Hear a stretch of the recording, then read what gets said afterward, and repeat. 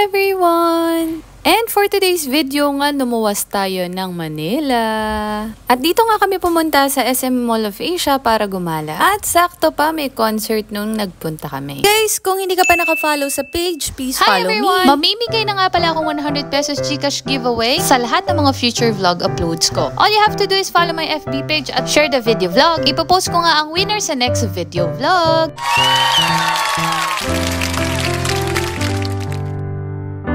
Ano pa nga ba ang una natin gagawin kundi kumain? Kasi nga nung dumating nga kami dito sa Mall of Asia is lunchtime na and bet nga naming mag-Filipino food.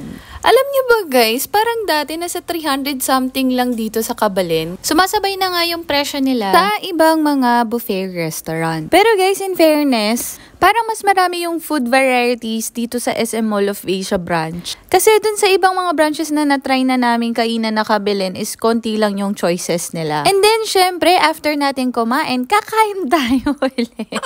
But this time, magko-coffee tayo tapos magdi-dessert. Itong cafe na nga to, nag-trending talaga siya nung opening pa lang nila. And guys, sa personal, grabe, sobrang ganda, sobrang elegante tingnan ng restaurant team nila.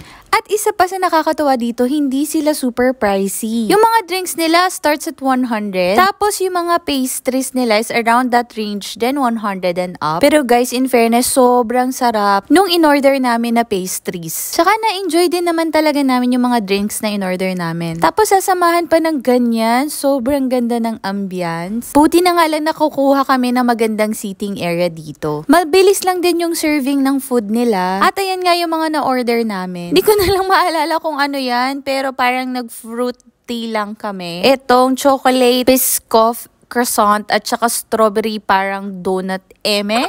Basta yun, hindi ko na maalala kung ano yung name niya. Yun guys, grabe, sobrang sarap. Malalasahan mo talaga na high quality yung chocolate. Tapos itong strawberry donut, parang may pa-gold leaf pa siya doon sa top niya. Ang fancy, ang lakas mo kumayaman. And guys, alam nyo ba, share ko lang. Nagre-rent nga kami dati ng apartment dito lang sa Malibay, which is about 5 to 10 minutes away from Mall of Asia. Kaya ito talaga yung go-to mall namin noon. And since nasa Santa Rosa na nga kami, parang nakakamiss din minsan yung city life. Kaya gusto talaga namin i-enjoy yung every moment kapag lumuluwas kami ng Manila. So after nga namin doon sa cafe, nagpunta na kami dito sa seaside kasi nung gabi, minute na lang din namin yung ibang mga family members namin at uminom at kumain na naman ng dinner. Tapos nanood nga ng fireworks. So, ayun lang. Thank you guys for watching. Enjoy!